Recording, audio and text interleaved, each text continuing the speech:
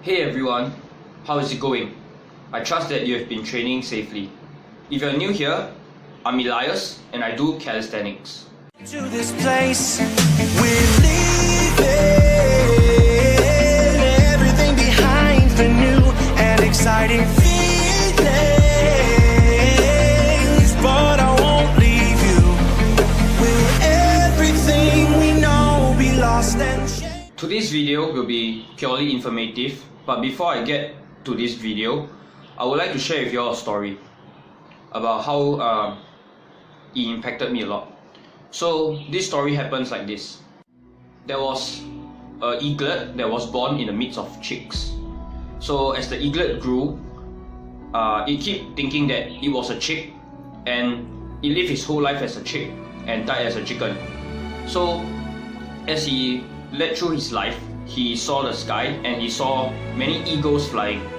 But because he thought to himself that he wasn't an eagle, he was a chicken, because he grew amongst the chicken when he was born, he never really had a chance to fly, and he always envied those eagles that are flying high and soaring above in the sky. So what's the moral of the story? The moral of this story is to show and tell you all that the only limitations you have is your own mind, and don't surround yourself with what you perceive as limitation barriers, such as bad influences and people who tell you that you can't do it.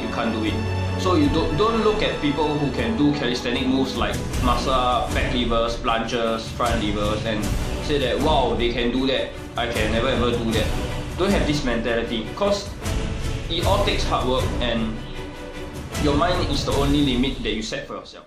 So let's move on to the video. Today I will share with you all two of my training algorithms that I use personally when I train for a new move, when I want to start to learn a new move. So as you know, when you start to learn a new move, you go by progressions. So you conquer the easier progressions, then you move on to the next harder progression. But now the problem is, how do you track your progress, and also how do you know sufficiently if your easier progression, that you have already mastered and conquered the easier progression, and that your body and your muscles and your tendons are ready to move on to the next harder progression. So these two algorithms I have in mind. For some of y'all, you might have heard. The first one is called the steady state cycle. So steady state cycle, the definition of it and how it works is as such. So you pick easier variation that you can do, or you still haven't mastered and still struggling just a little bit. You just take a few of the sets that you can do, set a set number for yourself and a number of repetitions or a time limit for a hold. If let's say if you're using steady state for a static hold. So for steady state cycle, don't increase the volume and intensity of your workout, and just keep it to, let's say if you are training for pull-ups, if your max pull-ups is 10, you can do maybe like 4 or 5 sets of maybe 6 pull-ups with a 1 minute rest in between each set, and keep this for around 4 to 5 weeks. Or if you can progress even harder, maybe 3 to 4 weeks will be sufficient for you. So what happens is this, that your mind will have a better muscle memory control, and that you will be able to remember how is it like to have time under tension whenever you're doing this kind of movements. So that's for the steady state cycle for dynamic movements. So for static movements, for your steady state cycle, it could take longer, because in dynamic movement, your muscles recover faster and relatively adapt quicker to the workload and the burden, because blood flows inside more naturally, and the healing process and the growth process will be faster. But whereas for static movements, if you implement steady state cycle, for tendons it takes longer to heal and recover because of the lack of insufficient blood flow that flows into your tendons. So that's why when you implement steady state cycle for any static moves like plunge leans, front lever, back lever, all these will take slightly longer than dynamic moves like push-ups, dips, pull-ups, and sit-ups, and all those contraction movements. So this is for the steady state cycle. Let me give you an example.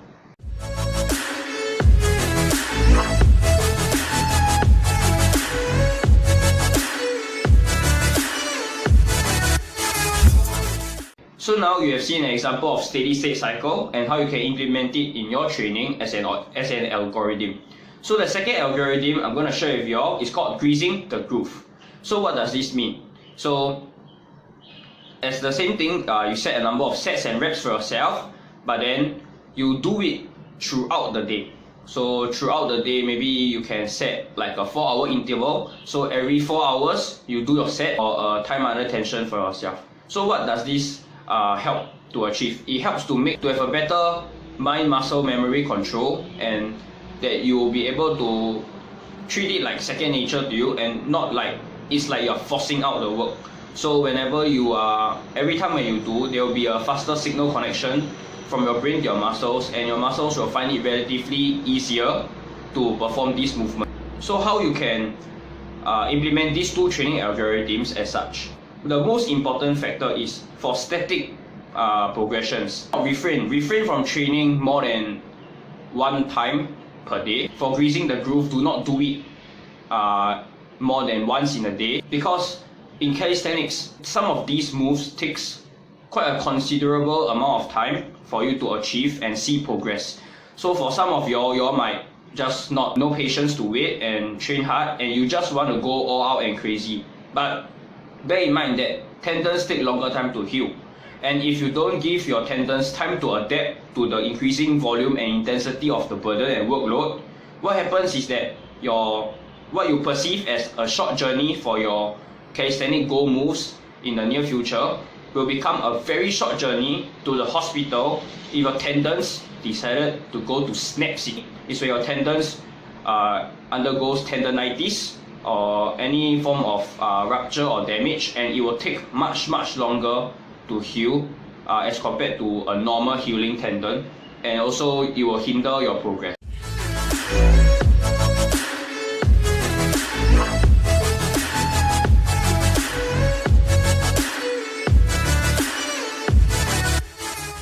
So this sums up this video about two of my training algorithms that I use when I train or learn a new move.